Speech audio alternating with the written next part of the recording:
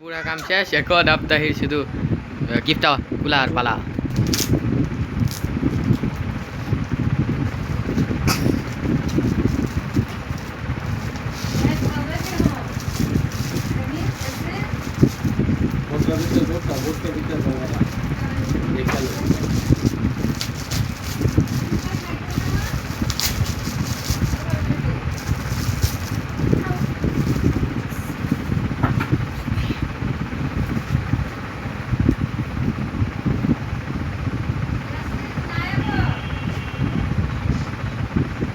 ভিতরেও আছে দেখ, নিচে দিয়া বাটন আছে, টিপ দে।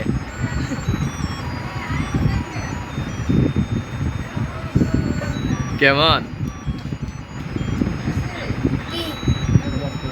আরে কেমন এটা তো বুঝছস না।